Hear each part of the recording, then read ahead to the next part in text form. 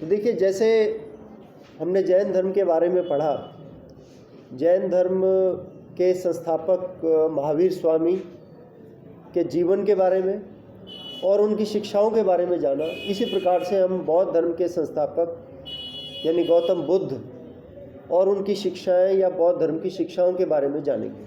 ठीक है, तो ये आप जानते हैं कि 6ठी सदी ईसा पूर्व में ही जैन धर्म और बौद्ध धर्म दोनों की स्थापना हुई थी। महावीर स्वामी और गौतम बुद्ध दोनों ही समकालीन थे, देवर बोथ कंटेम्प्रेरीज, एक ही काल में हुए। ठीक है, आप ये जानते हैं कि गौतम बुद्ध बौद्ध धर्म के संस्थापक थे। जैन धर्म बहुत ज़्यादा लोकप्रिय नहीं हो पाया उस समय। उसका ये भी कारण था कि समय के साथ जैन धर्म की 2 शाखाएं हो गई थी, दिगंबर और श्वेतंबर। जैन धर्म की बात कर रहे हैं अभी हम। ठीक है, दिगंबर वो जो कि अंबर को ही अपना वस्त्र मानते थे, और श्वेतंबर वो जो कि श्वेत वस्त्र धारण करते थे। दिगंबर जो है वस्त्र धारण नहीं करते थे। ये कालांतर में उनके बीच में मतभेद उत्पन्न हो गए थे, जैनियों के बीच में। अगर आप गौर करें इस बात पे, अगर आप सोचें तो हिंदू धर्म के तो खैर अनेक रूप हैं, लेकिन बाकी जितने भी धर्म हुए ना इस धरती पर, सबके 2-2 भाग हैं, मतलब एटलीस्ट 2 उनमें डिविजन्स हैं। अब देख लो, इस्लाम धर्म है, जैसे इस्लाम धर्म भी 2 तरह के हैं, शिया और सुन्नी। इस्लाम के 2 पार्ट्स हैं, कुछ लोग शिया होते हैं, कुछ लोग सुन्नी होते हैं। इसी तरह से ईसाई धर्म है। ईसाई धर्म में कुछ कैथोलिक्स होते हैं, कुछ प्रोटेस्टेंट्स होते हैं। जैन धर्म में आपने देखा दिगंबर और श्वेतंबर। बौद्ध धर्म में हम आगे पढ़ेंगे हीनयान और महायान। तो ज़्यादातर जो है डिविजन्स हमने देखा है। खैर, अभी हम बौद्ध धर्म के बारे में बात कर रहे हैं, और मैं आपको पहले महात्मा बुद्ध के जीवन से अवगत करवाना चाहूँगा कि उनका जीवन किस प्रकार का था, कहाँ जन्म, किस प्रकार से आगे उनका जीवन रहा। तो देखिए, महात्मा बुद्ध का जो जन्म हुआ था वो नेपाल की तराई क्षेत्र में कपिलवस्तु के निकट लुम्बिनी वन नामक स्थान पर हुआ था। लुम्बिनी वन नामक स्थान पर, जो एग्जैक्ट प्लेस है ना उनका, प्लेस ऑफ बर्थ, वो लुम्बिनी वन है। बाकी अगर कपिलवस्तु लिखा है, मान लो आप कॉम्पिटिटिव एग्जाम में अपीयर होते हैं, चॉइस में कपिलवस्तु लिखा है तो वो भी ठीक है। उनके बचपन का नाम था सिद्धार्थ। ठीक है, और उनके जन्म की तिथि को लेकर मतभेद है इतिहासकारों में, जैसे रहता ही है इतिहासकारों में। कुछ मानते हैं 563 ईसा पूर्व में जन्म हुआ था, कुछ कहते हैं 567 ईसा पूर्व में जन्म हुआ था। तो ज़्यादातर जो माना जाता है ना, वो 567 ईसा पूर्व माना जाता है। 567 BC में उनका जन्म हुआ था, नेपाल के तराई क्षेत्र में कपिलवस्तु के निकट लुम्बिनी वन नामक स्थान पर। उनका जन्म भी एक क्षत्रिय परिवार में हुआ था, जैसे कि महावीर जैन का हुआ था। और गौतम बुद्ध के जो पिता थे उनका नाम था शुद्धोधन। ठीक है, शुद्धोधन। हाँ, महावीर जैन के पिता का नाम सिद्धार्थ था। शुद्धोधन जो है महात्मा बुद्ध के पिता का नाम था, जो कि एक कबीला था, शाक्य कबीला या शाक्य गण, उसके वो प्रधान थे।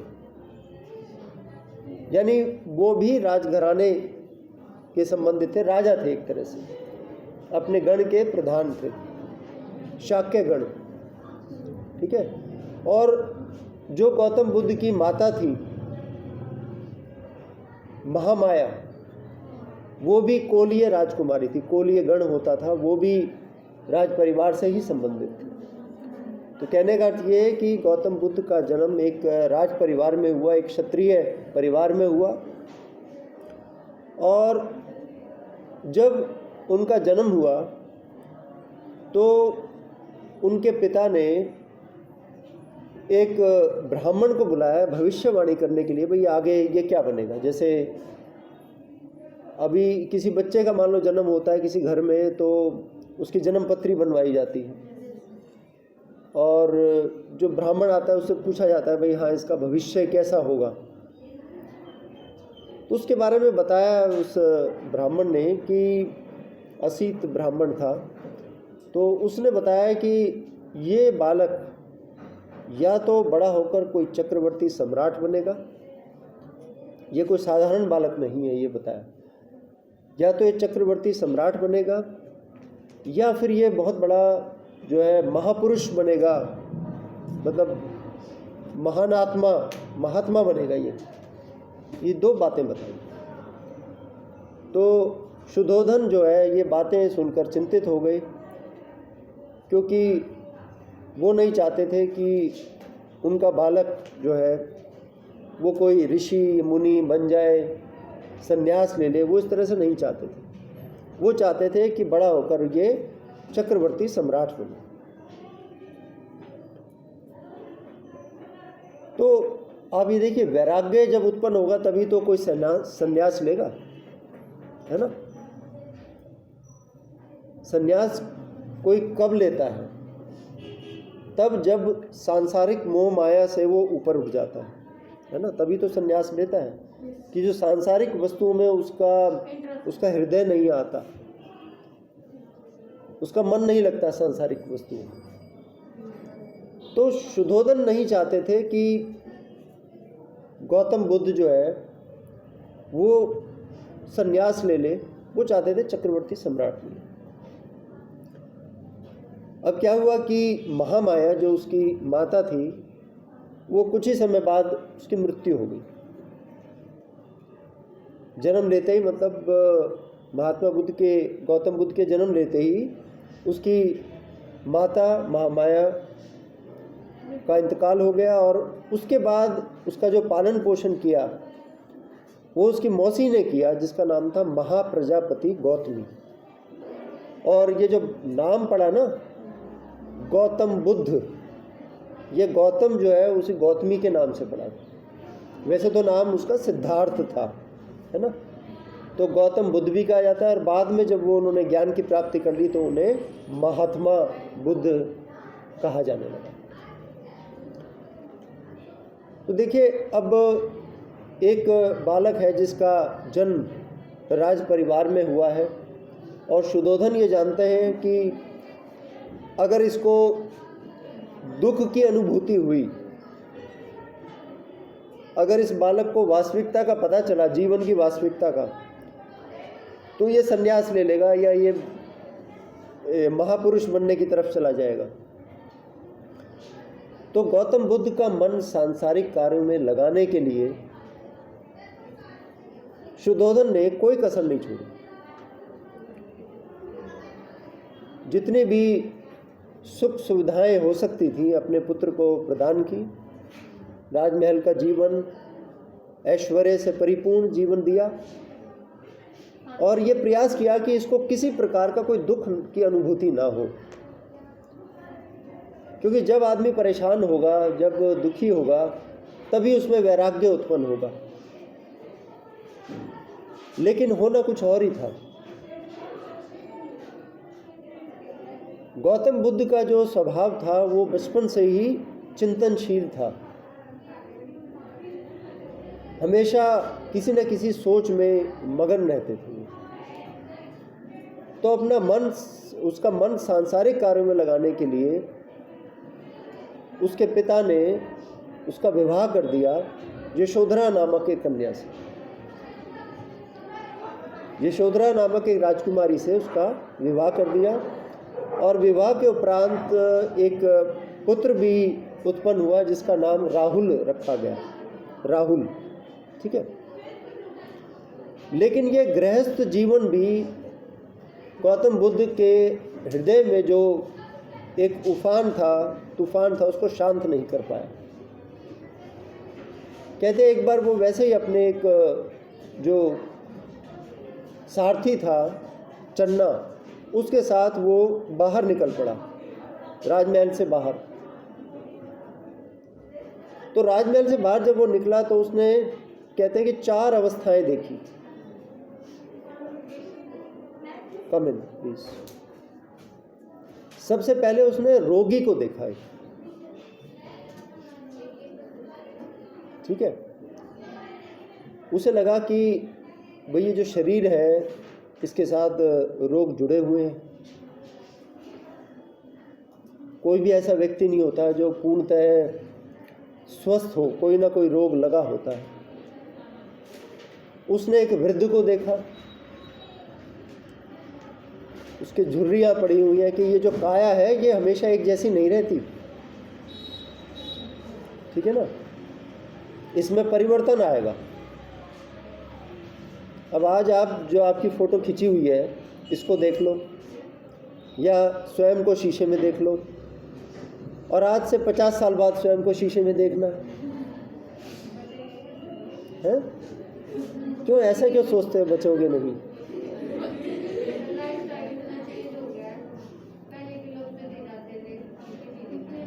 नहीं, इतनी चिंता करने की आवश्यकता नहीं है आपको। जो लॉन्गिविटी है, जो लाइफ स्पैन है, वो धीरे धीरे बढ़ता जा रहा है, ऐसी बात नहीं है। अगर पहले के खाने पीने अच्छे थे तो अब मेडिकल फैसिलिटीज़ बेटर हैं, ठीक है ना। पहले तो लोग ऐसे ही मर जाया करते थे, पता भी नहीं चलता था रोग क्या है। हाँ, ये खैर चिंता का विषय है, केमिकल भी जा रहा है, इसमें कोई शक नहीं। लेकिन यू शुड बी होपफुल। अब वैसे ज़्यादा जिक्र करना भी क्या है। मैं आपके हृदय में अभी से वैराग्य उत्पन्न नहीं करना चाहता, क्योंकि अभी now you are young, you should not think about these things. आप तो ये सोचो कि आपको अपना मुस्तकबिल कैसे बनाना है, आपको फ्यूचर कैसे आपको बनाना है, उसके बारे में सोचो। आप अभी जन्म मृत्यु मोक्ष के बारे में सोचने के, पढ़ लो, सोचो नहीं, ठीक है। हाँ, दिमाग तो जाता है, दिमाग का क्या कर सकते हैं, दिमाग तो पता नहीं कहाँ कहाँ जाता है। लेकिन संयम, ठीक है ना, संयम बनाना चाहिए। आप इसको मैकेनिकल ढंग से पढ़ो कि भाई हाँ, हमें पेपर में जो है परफॉर्म करना है। इन बातों पे विचार फिर बाद में करना, जब 50 के बाद सोचना इनके बारे में। 50 के बाद भी अब बुढ़ापा नहीं है, बुढ़ापे की उम्र बढ़ती जा रही है, ऐसा कुछ नहीं है। तो आप ये देखिए कि उसने देखा कि एक वृद्ध व्यक्ति, उसने देखा भाई काया जो है वो हमेशा एक जैसी नहीं रहती, इसमें परिवर्तन आएगा, झुर्रियाँ आ जाएंगी, जो शक्ल है वो अच्छी नहीं लगेगी, जो अब लगती है वो उसमें परिवर्तन आएगा। रोगी को देखा कि भाई शरीर के साथ जो है कष्ट जुड़े हुए हैं, कोई ना कोई रोग होगा, ठीक है। फिर उसने देखा एक अर्थी को जाते हुए, एक मृत शरीर को देखा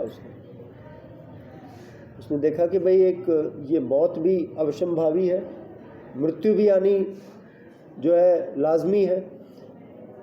तो दुखी हुआ इस बात से, जब उसने कष्ट तो देखा ही नहीं था ना अब तक, उसने कष्ट तो उसने अब देखा जब वो बाहर निकला, जैसे कि कथा में बताया जाता है। फिर अंत में उसने देखा एक सन्यासी को प्रसन्न चित्त मुद्रा में। जो असली जो सन्यासी है ना, वो प्रसन्न ही रहते हैं, क्योंकि ना कुछ खोने को ना कुछ पाने को। इसका मतलब ये नहीं कि आप सन्यासी बन जाओ, मैं तो वैसे बता रहा हूँ पढ़ाने के लिए। तो जैसे फक्कड़ लोग होते हैं ना, कि कोई परवाह नहीं है। कई बार आप देखते हो, आपको जाते हुए नज़र आ जाएंगे, कई लोग बड़े जो है बहुत मस्त मौला होते हैं, उनको किसी चीज़ की कोई फिक्र नहीं है। भाई ठंड है तो कहीं सो जाएंगे, कुछ डाल के अपने शरीर पर, कहीं से मिल जाएगा सो जाएंगे, नहीं मिला तो अपना जग लेंगे, फिर सुबह सो जाएंगे। कहीं पानी मिल गया तो नहा लेंगे, नहीं मिला तो नहीं नहाएंगे। होते हैं ना कई इस तरह के स्टेशन वगैरह पे आप देखो। कभी कभी उनके जीवन के बारे में हम सोचते हैं तो लगता है कि भाई कैसे जीते हैं ये लोग, लेकिन वो भी हंसते हैं। ऐसा तो नहीं कि वो रोते ही रहते हैं, वो भी हंसते हैं। उनकी अपनी अपनी खुशी होती है। उनको एक प्याला कोई गर्म चाय पिला दे तो उसी में खुश हो जाते हैं, सारा दिन उसी खुशी में निकल जाता है उनका। अब ये ना सोचें कि जो इस तरह के व्यक्ति हैं वो कभी खुश नहीं होंगे, या हमसे जो ऊपर जो who are well off than us, वो ये सोचते हैं भाई इनका तो कोई सुख ही नहीं होगा। लेकिन ऐसा कुछ नहीं होता, सबके अपने सुख दुख होते हैं, दुख भी होते हैं सुख भी होते हैं, सब चलते हैं। तो उसने मृत शरीर को देखा, उसे लगा कि भाई ये तो दुख है जीवन में तो, और इससे मुक्ति तो तभी हो सकती है जब संन्यास ले लिया जाए। तो ये 4 अवस्थाएं उसने जब देखी तो उसके हृदय में वैराग्य उत्पन्न हुआ, और वही हुआ जो शुद्धोधन नहीं चाहता था। सांसारिक कार्यों में उसका मन नहीं लगा, और एक रात को बताते हैं कि 30 वर्ष की आयु में वो अपने परिवार को बिना बताए उसने गृह त्याग कर दिया। तो उसके गृह त्याग को एक शब्द दिया जाता है, उसको कहा जाता है महाभिनिष्क्रमण। महाभिनिष्क्रमण मतलब महान त्याग। ये त्याग महान क्यों था, बता सकते हो कोई?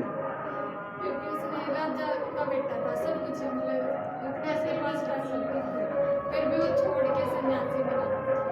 देखो, ज्ञान की प्राप्ति के लिए, ज्ञान की खोज के लिए वो अपने सारी सुख सुविधाएं छोड़कर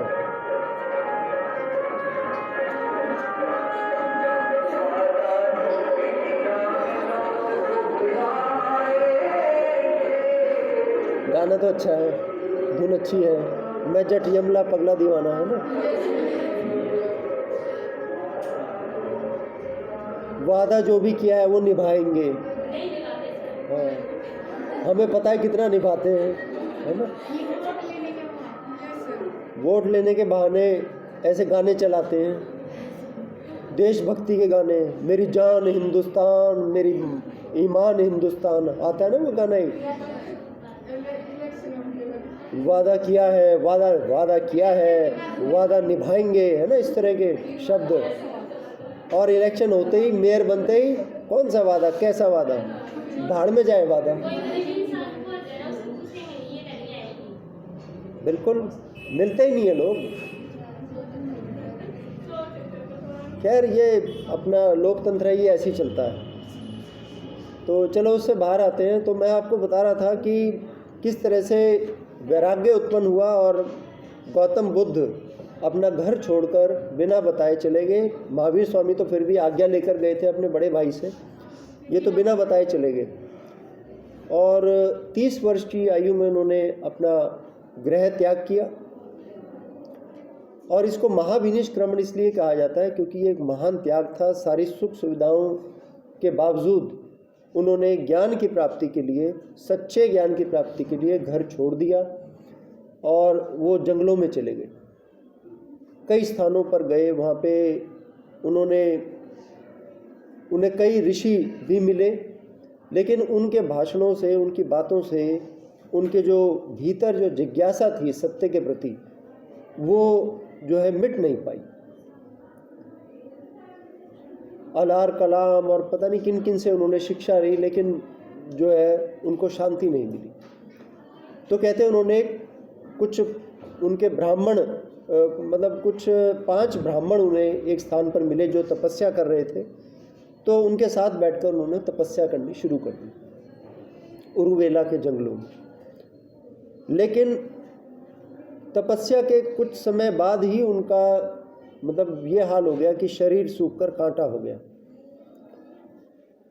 और अगर जैसे कि बताया जाता है, एक सुजाता नामक कन्या थी, तो उसने सोचा ये कोई वृक्ष के नीचे जो तपस्या कर रहे हैं ये कोई वृक्ष आत्मा है।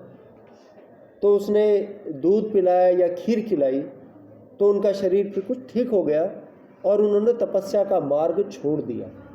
जैसे हम पढ़ाते हैं ना, जैन धर्म में तो कठोर तपस्या पर बल दिया जाता है, लेकिन महात्मा बुद्ध ने बीच में वो मार्ग छोड़ दिया। तो इससे उनके जो साथी ब्राह्मण थे, 5 ब्राह्मण, वो काफ़ी नाराज़ हो गए थे कि बीच में ही तपस्या उन्होंने छोड़ दी। फिर वो ध्यान मग्न हो गए। ध्यान मग्न होने के पश्चात उनको फिर ज्ञान की प्राप्ति हुई, सर्वोच्च ज्ञान या कैवल्य ज्ञान की प्राप्ति हुई, यानी उन्हें सच्चाई का ज्ञान हो गया। और उसके पश्चात फिर वो बुद्ध कहलाए। बुद्ध किसी व्यक्ति का नाम नहीं है। Buddha is the state of being enlightened, जागृत। बुद्ध मीन्स एनलाइटनमेंट, यानी जागा हुआ, यानी जिसे ज्ञान हो गया है। उसके बाद से फिर वो महान आत्मा उनको कहा गया, यानी महात्मा बुद्ध उनको जाना जाने लगा। जब उनको ज्ञान की प्राप्ति हुई तो फिर वो अपने ज्ञान का प्रचार करने के लिए निकल पड़े। बनारस पहुंचे। बनारस के निकट एक स्थान है सारनाथ। सारनाथ में महात्मा बुद्ध ने अपना पहला उपदेश उन्हीं 5 ब्राह्मणों को दिया जिनके साथ वो तपस्या कर रहे थे और बीच में वो छोड़कर चले गए। उनके पहले उपदेश को धर्म चक्र परिवर्तन कहा जाता है। धर्म चक्र परिवर्तन। The first sermon that was given by Buddha to his 5 disciples, वो एक तरह से इसके शिष्य बन गए, तो ज्ञान की प्राप्ति होगी। तो उसको कहा जाता है धर्म चक्र परिवर्तन, turning of the wheel of law. इसके बाद फिर उन्होंने अपने ज्ञान का प्रचार प्रसार किया। लगभग 35 वर्ष की आयु थी जब उनको ज्ञान की प्राप्ति हुई। अपने धर्म का प्रचार प्रसार किया। वो अपने जन्म स्थान पे भी गए, अपने माता पिता के पास गए, और वो भी महाप्रजापति गौतमी और शुद्धोधन जो है वो भी बौद्ध धर्म में परिवर्तित हो गए। उनका पुत्र भी बौद्ध धर्म में परिवर्तित हो गया और बहुत सारे उनके अनुयायी बन गए। फिर इतने सारे फॉलोअर्स बनने के बाद मतलब वो लगातार अपने धर्म प्रचार पर लगे रहते थे, स्थान स्थान पर घूमते थे। राजगृह, वैशाली, बहुत से शासक उनके संपर्क में आए। राजा जैसे बिंबिसार, अजातशत्रु जैन धर्म के अनुयायी भी थे, बौद्ध धर्म से भी प्रभावित थे ये। और लगभग 45 वर्ष तक उन्होंने अपने इस ज्ञान का प्रचार प्रसार किया। 80 वर्ष की जब आयु हुई तो वो एक स्थान पर रुके हुए थे जिसका नाम था कुशीनगर, उत्तर प्रदेश में आज के। वो अपने शिष्य के यहाँ रुके हुए थे, उसका नाम था चुंद, CHUND, चुंद। तो कहते हैं कि वहाँ पे उन्होंने शुक्रमदव का सेवन किया। शुक्रमदव कुछ कहते हैं कि सूअर का मांस था, क्योंकि महात्मा बुद्ध बौद्ध धर्म के संस्थापक, अहिंसा के पुजारी, तो शुक्रमदव यानी सूअर का मांस तो वो नहीं खा सकते। तो कहते हैं कि शुक्रमदव किसी पौधे का नाम था। एक बौद्ध भिक्षु से मैंने ये बात पूछी थी। एक बौद्ध भिक्षु थे, तो मेरा उनसे संपर्क हुआ, तो मैंने उनसे पूछा कि शुक्रमदव क्या होता है, क्योंकि उसमें तो किताब में तो लिखा हुआ सूअर के मांस का सेवन किया था और उसके बाद उनकी मृत्यु हो गई थी। कहते शुक्रमदव सूअर का मांस नहीं था, बल्कि शुक्रमदव एक पौधे का नाम होता है जिससे जो सब्जी बनाई जाती है।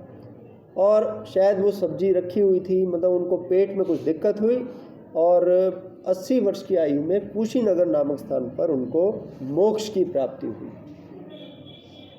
ठीक है, तो इस प्रकार से ये उनका जीवन था, महात्मा बुद्ध के जीवन के बारे में। कुशीनगर नामक स्थान पर उनको मोक्ष की प्राप्ति हुई। और देखिए तीनों जो घटनाएं हैं, मतलब उनका जन्म, उनको ज्ञान की प्राप्ति और उनको मोक्ष की प्राप्ति, ये तीनों ही वैशाख की पूर्णिमा के दिन हुई। हाँ, वैशाख की पूर्णिमा के दिन ही ये तीनों घटनाएं हुई थी। उनका जन्म भी हुआ था, उनको ज्ञान की प्राप्ति हुई और उनकी मोक्ष की प्राप्ति हुई। ठीक है, और उनके मोक्ष की प्राप्ति को कहा जाता है महापरिनिर्वाण। महापरिनिर्वाण, निर्माण नहीं, निर्वाण। निर्वाण का अर्थ होता है जन्म मृत्यु से छुटकारा। निर्वाण और मोक्ष एक ही बात है, ठीक है। तो ये गौतम बुद्ध या महात्मा बुद्ध के जीवन के बारे में ये तैयार कर लेना। मैं आपको बता रहा हूँ कि